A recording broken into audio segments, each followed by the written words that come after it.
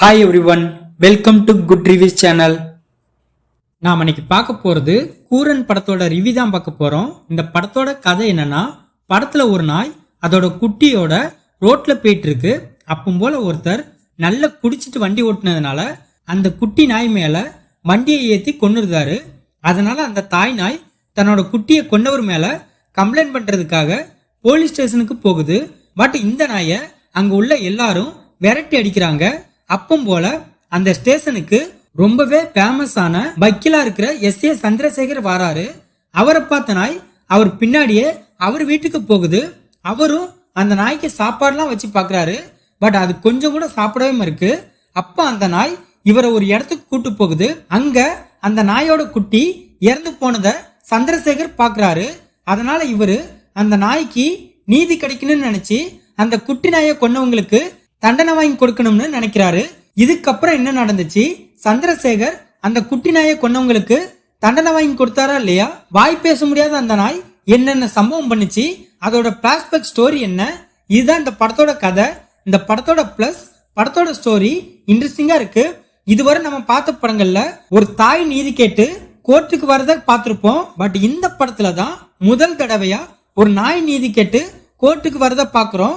அதனாலேயே இந்த படம் பார்க்க சுவாரஸ்யமா இருக்கு.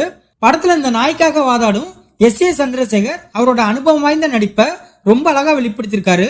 அதுலயும் நீதி என்பது உலகில் உள்ள எல்லா உயிருக்கும் சமம்னு அவர் சொல்ற டயலாக் நோட்டபிளா இருக்கு. ஜான்சிங்கிற கதாபாத்திரத்தில் நடிச்ச அந்த நாயும் ரொம்ப சூப்பரா பெர்ஃபார்மன்ஸ் பண்ணிருக்கு. இதை தவிர படத்துல நடிச்ச எல்லாருமே எந்த குறையும் இல்லாம நல்லா நடிச்சு கொடுத்திருக்காங்க. படத்துல அந்த நாய் குறைக்கிறத வச்சு அனிமல் டிரான்ஸ்லேட் மூலமா அது என்ன சொல்லுதுன்னு கண்டுபிடிச்சு சத்தியம் சொல்வாரு. அந்த சீன்லாம் படத்துல ரொம்ப இன்ட்ரெஸ்டிங்கா இருக்கு. அதே மாதிரி கோர்ட்ல வச்சு அந்த நாய்கிட்ட உன்னோட நாய்க்குட்டிய அடிச்சது என்ன கலர் காரு, அந்த காரோட நம்பர் என்னன்னு கேட்பாங்க. அப்பம் போல அந்த நாய் கரெக்டா பதில் சொல்லும். அந்த சீனும் படத்துல ஓகேவா இருக்கு. படத்தோட இன்டர்வல் போர்ஷன்ல அந்த நாயோட பிளாஷ்பேக் ஸ்டோரி என்னன்னு ரிவீல் பண்ணுவாங்க. அந்த ட்விஸ்ட் சூப்பரா இருக்கு. அதே மாதிரி அந்த நாயோட கேஸுக்கு ஐ விட்னஸ் யாரும் இல்லைன்னு சொல்லி கேஸ் தள்ளுபடி ஆகிற சூழ்நிலை ஏற்படும். அப்பவும் போல ஒரு ட்விஸ்ட் ரிவீல் ஆகும்.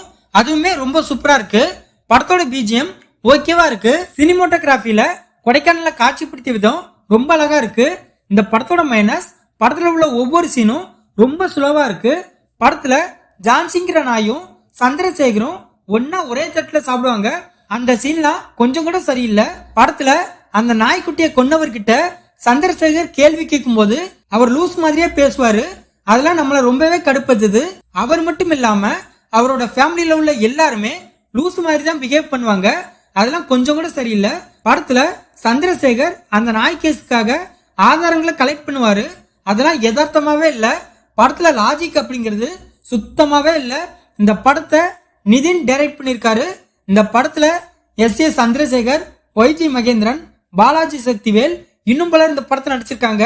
மொத்தத்தில் இந்த படத்தை பார்க்கலாமா கேட்டா ஒரு ஆவரேஜான டிராமா மூவி பார்க்க நினைக்கிறவங்க இந்த படத்தை பார்க்கலாம். இந்த வீடியோ பிடிச்சிருந்தா லைக் பண்ணுங்க, ஷேர் பண்ணுங்க, சப்ஸ்கிரைப் பண்ணி சப்போர்ட் பண்ணுங்க. Thanks for all.